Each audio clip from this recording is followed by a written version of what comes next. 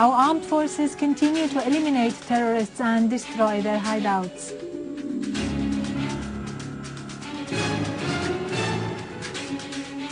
President Putin affirms as a priority the resumption of negotiations among all Syrian parties. Scores are killed in a series of terrorist attacks that targeted several areas in Baghdad.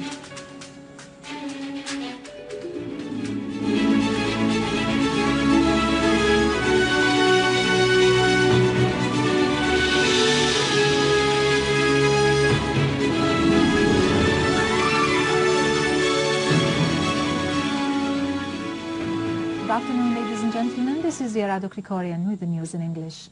A citizen was killed and others were wounded in a terrorist attack with a mortar shell at the residential Al-Kabbas neighborhood in Damascus. Several cars were damaged.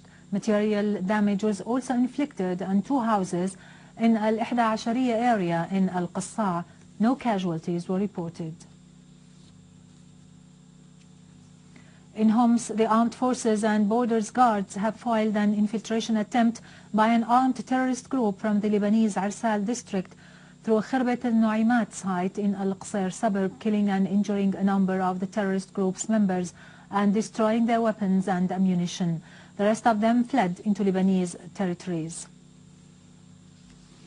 In Al-Hasaka, our armed forces stormed into a terrorist gang's hideout in Al-Mishrfek quarter, killing 6 terrorists, capturing 4 others, and seizing BKC machine guns, 6 rifles, 6 bombs, and quantities of ammunition. The army destroyed several terrorist gatherings and hideouts last night in Al-Hwaiqa and Al-Hamadiyya neighborhood, the surroundings of Al-Basel Square, the municipality building, and the Industrial Institute in Deir Zor. The operation resulted in killing and injuring a number of terrorists and destroying their weapons and ammunition. The military source which mentioned this added that an army unit also killed and injured a number of terrorists in Al-Mri'iyya village in the governorate's suburbs. In Dar'a, our armed forces eliminated an armed terrorist group who tried to infiltrate in the direction of a military checkpoint in Nawa and confiscated their weapons. The army also destroyed a car that carried terrorists on Kafar Shams Aqraba axis and another at the entrance of Nimr village. Both cars were equipped with Doshka machine guns.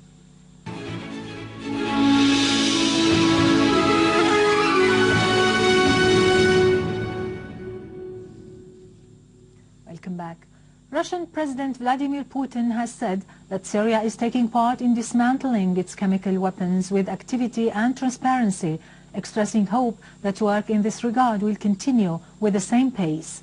The Russian president was addressing the closing summit of the 21st Cooperation Economic Forum for Asian and Pacific Ocean countries in the Indonesian city of Bali. Putin called for expanding the list of participants in Geneva II conference and for calling a number of other Islamic countries to attend it, including Indonesia, as it is the biggest Islamic country. Putin stressed that the dismantling of the Syrian chemical weapons is not the only priority, as it is also a priority to resume the negotiations among all Syrian parties.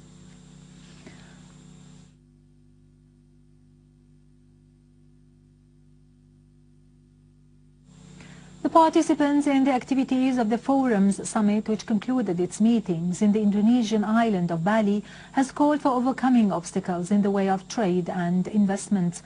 The final communiqué stressed the participating countries' determination to reduce protective measures. It also called for expanding cooperation in the Asian and Pacific Ocean countries through creating new jobs, attracting private investments, combating poverty, and improving living circumstances in order to guarantee balanced, comprehensive and sustainable growth. Taking part in the 2-day summit were Russia, the USA, Canada, China, Japan, and other countries. Head of the National Security and Foreign Policy Committee at Iran's Shura Council, Alauddin Brojerdi, has asserted that the countries who support terrorists in Syria are threatening peace and security in the region and the world by arming the terrorists and supporting the activities of the Takfiri groups. During his meeting with a member of the Lebanese parliament, Hagop Pakradunian, Projerdi said the stances of Iran and Lebanon are identical concerning many issues in the region, especially the crisis in Syria.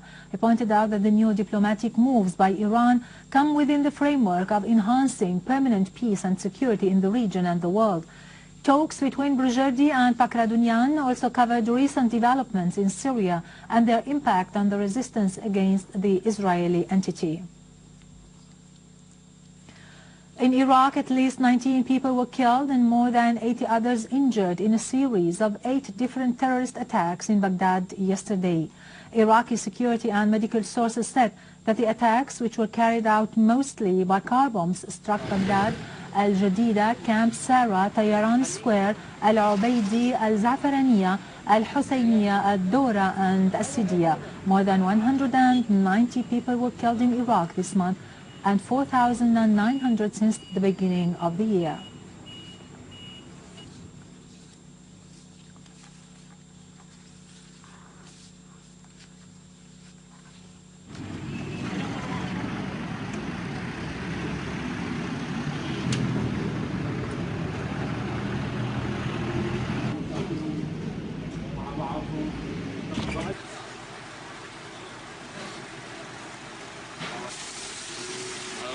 قبل ما يصور قبل